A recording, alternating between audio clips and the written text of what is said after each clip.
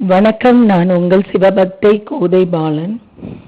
என்கிட்ட நிறைய பேர் சஷ்டி விரதம் எப்படி இருக்கணும், எத்தனை நாட்கள்னு கேட்டுட்டே இருக்கீங்க. நான் முதல்ல சஷ்டி எத்தனை நாள்னு சொல்றேன். ஐப்பசி அமாவாசை மறுநாளிலிருந்து தொடர்ச்சியாக 6 நாட்கள்.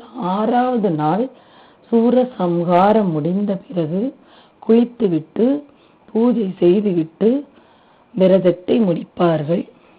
அல்லது 7வது நாள் தெய்வானைக்கும் முருகப்பெருமானுக்கும் நடக்கும் திருக்கல்யாண வைபவத்தை பார்த்துவிட்டு கல்யாண விருந்தாக உணவை எடுத்துக்கொண்டு விரதத்தை முடிப்பார்கள். இப்படியும் விரதம் இருக்கலாம். அல்லது என்னால் 6 நாட்கள் இருக்க முடியாது, 5 நாள் இருக்க முடியாதுங்கிறவங்க கடைசி ஒரு நாள் மட்டும் விரதத்தை இருக்கலாம். எந்த விதமான உணவும் எடுக்காமல் ஒரு நாள் இருந்து மனதார முருகரை வேண்டினாலும் முருகர் மனமுருகி வருவார். அவர் கருணை கடலே கந்தா போற்றின்னு தான் திருச்செந்தூர்ல போன உடனே இருக்கும் அந்த கடல் பக்கத்துல. அப்படிப்பட்ட கடவுள் ஒரு நாள் நீங்க உருகி உருகி உருகி உருகி பாடினாலோ அல்லது அவரோட நினைவாகவே இருந்தாலோ அவர் அதற்கும் அந்த பலனை கொடுப்பார். அவர் கருணை கடல்.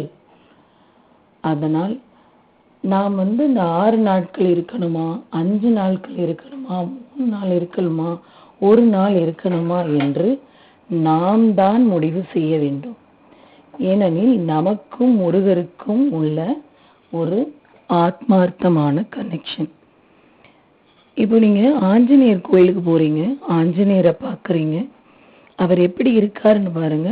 நல்ல ஸ்ட்ராங்கா நெஞ்சில் நமஸ்காரம் வச்சிருப்பார். கைய ஒரு அழுத்தம் இருக்கும். அந்த அழுத்தத்திற்கு அர்த்தம் என்ன தெரியுமா? என்னுடைய கடவுள், அவர் ராம பக்தன். என்னுடைய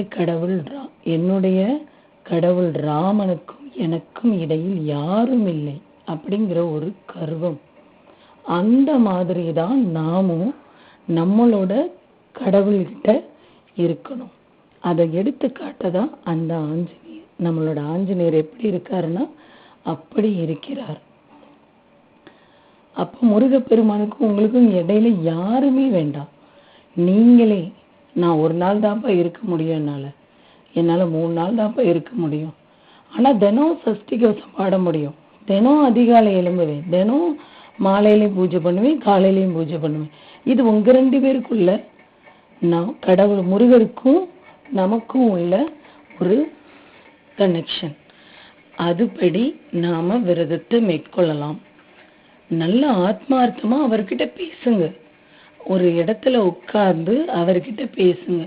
நான் அடுத்த வீடியோல முருகர்கிட்ட எப்படி பேசலாம், எப்படி அவரை உங்க முன்னாடி உட்கார வைக்கலான்னு சொல்றேன். நீங்க அதுக்கேற்றபடி உட்கார்ந்து அவரை உங்களுக்குள்ள ஆட்கொள்ளுங்க. அவர் எப்படி உங்களை ஆட்கொள்றாருங்கிறத பாருங்க, பலனை அனுபவிங்க.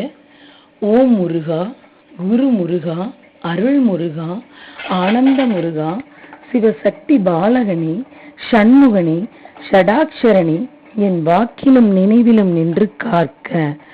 ஓம் ஐம் கிரீம் வேல் காக்க ஸ்வாஹா.